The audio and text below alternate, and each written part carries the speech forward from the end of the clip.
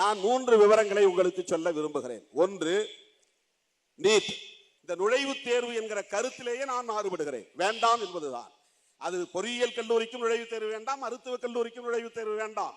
கிராமப்புறத்து மாணவர்கள் எல்லாம் அதில் கடுமையாக பாதிக்கப்படுவார்கள் என்கிற நிலை. ஆனால் தேர்வு வந்துவிட்டது. அண்ணனுக்கு ஒரு தகவல் தெரியும். கடந்த ஆண்டு அண்ணா பல்கலைக்கழகத்துல பொறியியலுக்காக 1ஆம் ஆண்டு மாணவர்கள் தேர்வு எழுதி முடிவு வெளியிடும் போது நம்ம ஊர்ல பொறியியல் படிக்கிறதுக்கு நுழைத்தேர்வு கிடையாது, நம்ம கேன்சல் பண்ணிட்டோம். அதனுடைய விளைவு என்ன பாருங்க. கடந்த ஆண்டு அண்ணா பொறியியல் பல்கலைக்கழகத்துல ஒட்டுமொத்தமா தமிழகம் முழுக்க தேர்வு எழுதி பாஸ் ஆனவங்க வீதம் வெறும் 50%. 50 ஃபெயில். அப்ப நம்ம எந்த மாதிரியான எண்ணத்தை ஏற்படுத்திருக்கோம், எந்த மாதிரியான தயாரிப்பை ஏற்படுத்திருக்கோம். நன்றாக படித்த மாணவர்களை நாங்கள் தேர்வு செய்துதான் பொறியாளர்களாக்குவோம் அல்லது மருத்துவர்களாக்குவோம் என்கிற அந்த கருத்தே தவறு. எல்லா மாணவர்களையும் எம்பவர் பண்ணணும்.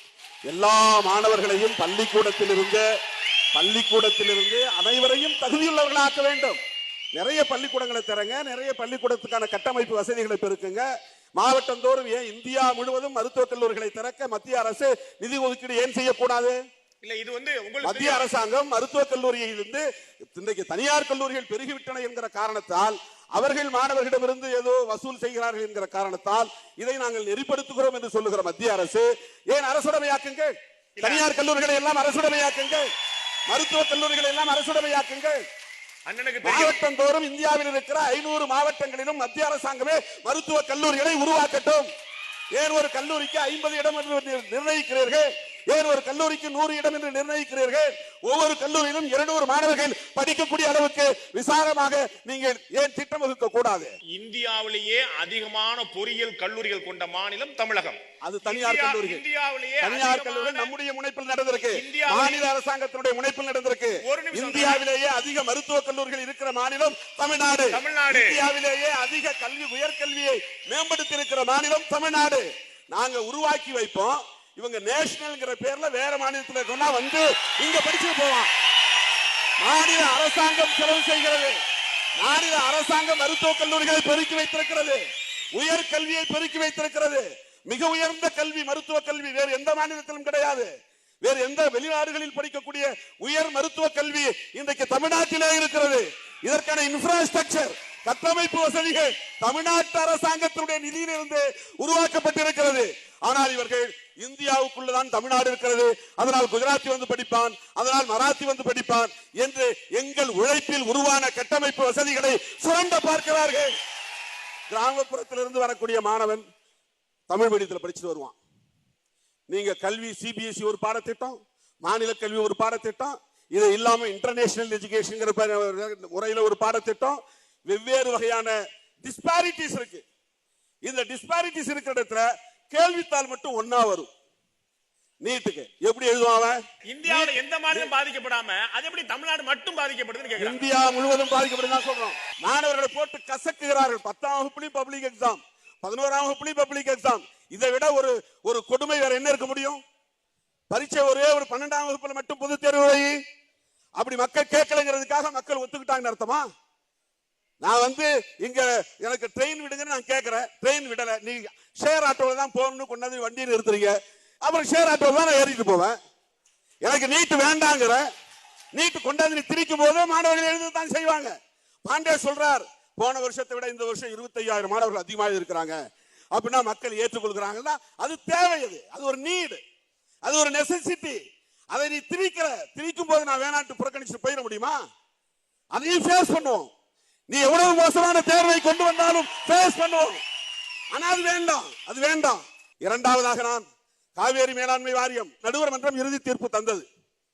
அது 2007க்கு பிறகு 2013 கெசட்ல வருது. கெசட்ல வந்து அறிவிக்கப்பட்டால், அரசிதழில் அறிவிக்கப்பட்டால் அதனுடைய தகுதி என்னன்னு வந்து சட்டம் சொல்லுது. ஒரு நடுவர் மன்றம் தீர்ப்பளித்து அது கெசட்டில் வெளியாகிவிட்டால் அது சுப்ரீம் கோர்ட் டிகிரிக்கு சமமானது, இறுதி தீர்ப்பாணைக்கு சமமானது. It is equal to supreme court degree. சட்டம் சொல்லுது. அப்படின்னா டிகிரினா அதுக்கு மேல நீ மேல்முறையீடு போக கூடாது, அதான் ஃபைனல். அதை வந்து இம்ப்ளிமெண்ட் பண்ணணும். அப்ப நியாயமா மத்திய அரசு உச்ச நீதிமன்றத்தை மதிப்பதாக இருந்திருந்தால், நடுவர் மன்றத்தை மதிப்பதாக இருந்தால் உடனே அதை நடைமுறைப்படுத்தி இருக்க வேண்டும். ஆனால் கர்நாடக அரசு கிளாரிபிகேஷன் கேட்டு மனு போடுகிறது. 2016 டிசம்பர் மாதம் உச்சநீதிமன்றம் ஓபன் கோர்ட் திறந்தவெளி நீதிமன்றத்திலே சொன்னது. என்ன விளையாடுறீங்களா? காவேரி மேலாண்மை வாரியத்தை நாளே நாளில் அமைக்க வேண்டும் நீதிமன்றத்தில் சொன்னாங்க. அப்ப முகுல் ரோத்தகி தான் அட்டர்னி ஜெனரல் சரின்னு சொல்லிட்டு வரார். 2 நாள்ல ஓடி போய் ஒரு அபிடவிட் தாக்கல் பண்றார். நோ சட்டத்துல ஷெல் கிடையாது, மேன் இருக்கு. மேபி நீங்க உருவாக்கி கொள்ளலாம் என்று இருக்கிறது. அதனால் நீங்கள் சொல்லுகிறபடி எல்லாம் மேலாண்மை வாரியம் அமைக்க முடியாது. சொன்னது கர்நாடக அரசு அல்ல, சித்தாராமையா அல்ல, சொன்னது மத்திய அரசு, சொன்னது முகுல் ரோத்தகி அட்டர்னி ஜெனரல், மத்திய அரசாங்கத்தினுடைய அரசு தரப்பு வழக்கறிஞர். தெளிவாக சொல்லப்பட்ட பிறகு போய் அப்படியெல்லாம் அமைக்க முடியாது, நாங்கள் நாடாளுமன்றத்தில் விவாதிப்போம் சொன்னது முகுல் ரோத்தகி. அதுக்கு பிறகு இறுதி தீர்ப்பு வருது. இறுதி தீர்ப்புல என்ன சொல்றாங்க? 14.75 TMC தண்ணீரை குறைத்து விட்டோம். அது ஒண்ணுதான் நடுவர் மன்ற தீர்ப்புல நாங்க செய்திருக்கிற ஒரே ஒரு திருத்தம். மற்றபடி நடுவர் மன்ற தீர்ப்பை அப்படியே ஏற்றுக்கொள்கிறோம் நீதிமன்றத்தில் சொன்னாங்க நீதியரசர்கள். அப்படின்னா அதுக்கு என்ன பொருள்? நடுவர் மன்றம் மேலாண்மை வாரியம் அமைக்க சொல்லி வழிகாட்டி இருக்கிறது, ஒழுங்காற்று குழுவை அமைக்க சொல்லி வழிகாட்டி இருக்கிறது. ஆனால் ஏன் மத்திய அரசு காலதாமதம்? 6 வார காலம் கொடுத்தார்களே, 6 வார காலம் அமைதியாக இருந்து விட்டு 6 வாரம் முடிந்த பிறகு போய் ஒரு பெட்டிஷன் போடுறாங்க. What you mean by scheme? எங்களுக்கு விளக்கம் சொல்லுங்க. கர்நாடக சட்டப்பேரவை தேர்தல் நடப்பதனாலேயே தமிழ்நாட்டுக்கு செய்ய வேண்டிய ஒன்றை, சட்டப்பூர்வமான ஒன்றை, நீதிமன்றம் அளித்த தீர்ப்பை நடைமுறைப்படுத்தாமல் தமிழகத்திற்கு மிகப்பெரிய துரோகத்தை மத்திய அரசு இழைத்திருக்கிறது. இது காவேரி மேலாண்மை வாரியத்திலே. 3வது ஒன்று, 15வது நிதி குழு, நிதி ஆணையம் பரிந்துரை செய்ததில் தென்னிந்திய மாநிலங்களுக்கு இதுவரையில் வழங்கப்பட்டு வந்த நிதி மிகப்பெரிய அளவில் குறைக்கப்பட்டிருக்கிறது. எந்த அடிப்படையில் என்றால் 1971 ஆண்டு மக்கள் தொகை கணக்கெடுப்பின் அடிப்படையில் இதுவரையில் மக்கள் தொகை அடிப்படையில் நிதி ஒதுக்கீடு செய்யப்பட்டு வந்தது. அது ஒரு வரையறை, சரி. 71க்கு பிறகு இந்திரா காந்தி அம்மையார் ஆட்சியில் இருந்த காலத்தில் ஃபேமிலி பிளான் வருகிறது, குடும்ப நலத்திட்டம். இத மிகச் சரியாக இம்ப்ளிமெண்ட் பண்ணிய மாநிலங்கள் தென்னிந்திய மாநிலங்கள், வட இந்திய மாநிலங்கள் இம்ப்ளிமெண்ட் பண்ணல.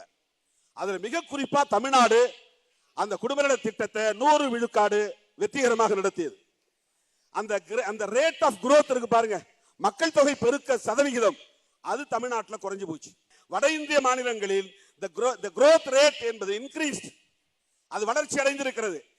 இப்போ 2015 சென்சஸ் எடுத்து உங்க மக்கள் தொகை குறைஞ்சிருக்கு, அதனால உங்களுக்கு ஆண்டுக்கு 20,000 கோடி, மொத்தம் 80,000 கோடி தமிழ்நாட்டுக்கு சேர வேண்டிய தொகை நிறுத்தப்பட்டிருக்கிறது. அந்த 71ஆம் ஆண்டு நடத்த ஒரு நல்ல திட்டத்தை, மத்திய அரசாங்கம் சொன்ன திட்டத்தை வெற்றிகரமாக நடத்தியதற்கு இவர்கள் பாராட்டி கூடுதலாக நிதி ஒதுக்கீடு செய்ய வேண்டும். நாங்கள் சொன்ன திட்டத்தை, மத்திய அரசாங்கத்தின் திட்டத்தை வெற்றிகரமாக நடத்திய மாநிலங்கள் இந்த மாநிலங்கள் தான், எனவே பாராட்டுகிறோம் என்று கிரேஸ் அடிப்படையில் நிதி ஒதுக்கீடு செய்திருக்க வேண்டும். ஆனால் 1971 மக்கள் தொகை கணக்கெடுப்பை இப்போது விட்டுவிட்டு இவ்வளவு நாளாக 14th ஃபைனான்ஸ் கமிஷன் வரையிலும் 71 சென்சஸ், 15th ஃபைனான்ஸ் கமிஷன்ல 2015 சென்சஸ், 2011 சென்சஸ். இந்த 11 சென்சஸ் எடுத்ததனால இன்னைக்கு நமக்கு மிகப்பெரிய அளவில் நிதி குறைக்கப்பட்டிருக்கிறது. இது தமிழ்நாட்டுக்கு செய்யப்பட்டிருக்கிற 3வது துரோகம். இன்னும் பட்டியல் நீளும். இந்த அளவில் இப்போது நிறைவு செய்கிறேன். நன்றி, வணக்கம்.